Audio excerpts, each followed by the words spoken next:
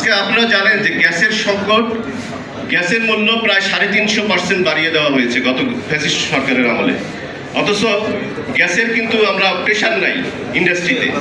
এই কারণে কিন্তু ডিজেল দিয়ে বা ফুয়েল অন্য ব্যবস্থায় আমাদের ইন্ডাস্ট্রিগুলো চালানো হচ্ছে, যার জন্য কস্টিং কিন্তু অনেক বেড়ে গেছে। আজকে গত সরকারের আমলে 12 টাকা থেকে এক ধাপে গ্যাসের মূল্য 30 টাকা করা হলো পার ঘনমিটার, এবং পরবর্তীতে আরো 2 দফা বাড়িয়ে দেওয়া হয়েছে, যার জন্য ইন্ডাস্ট্রিগুলোতে কিন্তু শুধু স্পিনিং সেক্টর না, অন্য ইন্ডাস্ট্রিগুলোর উপরেও কিন্তু একটা বিশাল প্রভাব সৃষ্টি হয়েছে, যার জন্য অনেক ইন্ডাস্ট্রি কিন্তু আজকে বন্ধ হয়ে গেছে।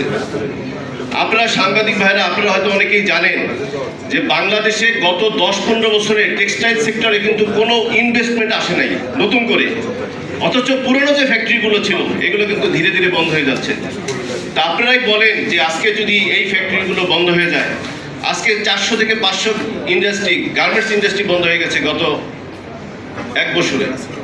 তাহলে আমাদের দেশে এই ইন্ডাস্ট্রিগুলো যদি বন্ধ হয়ে যায়, তাহলে আমাদের সামাজিক কিন্তু বিশাল একটা অবক্ষয়ের সৃষ্টি হবে, এবং এই সেক্টরে প্রায় 50 থেকে 60 লক্ষ শ্রমিক কাজ করে, শ্রমিক কর্মচারী। এই 50 থেকে 60 লক্ষ শ্রমিক কর্মচারী কাজ করা মানে এর সাথে কিন্তু তার পরিবার, যদি একটা পরিবারের 4 জন মেম্বারও ধরি, প্রায় 3 থেকে 4 কোটি জনসংখ্যা এই সেক্টরের উপরে ডিপেন্ডেন্ট।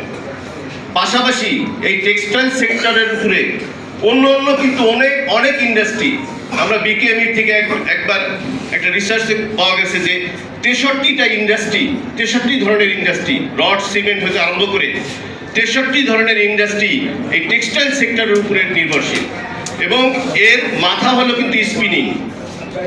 আজকে যদি স্পিনিং সেক্টর বন্ধ হয়ে যায়, তাহলে আমাদের গার্মেন্টসের উপরে বিশাল প্রভাব সৃষ্টি হবে, এবং গার্মেন্টস ইন্ডাস্ট্রিগুলো কিন্তু বন্ধ হয়ে যাবে।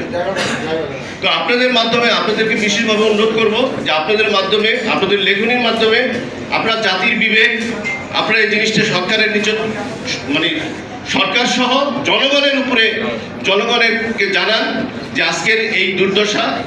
এবং আরেকটা জিনিস, আমরা এর আগেও আমাদের আইটিটি থেকে এই প্রেস ক্লাবে আমরা প্রেস কনফারেন্স করে একটা কথা বলেছিলাম যে দেশে কিন্তু বিভিন্ন সময় অপ্রদর্শিত বা কালো টাকা ইনভেস্টমেন্টের জন্য বিভিন্ন সময় বিভিন্ন সরকার বিভিন্ন পর্যায়ে বিভিন্নভাবে সুযোগ দিয়েছিল। কিভাবে?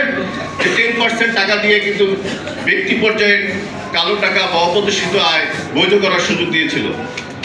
আপনার জমি কেনার জন্য, ফ্ল্যাট কেনার জন্য আপনি বিভিন্ন সময় বিভিন্ন অর্থ বছরে কিন্তু এই টাকা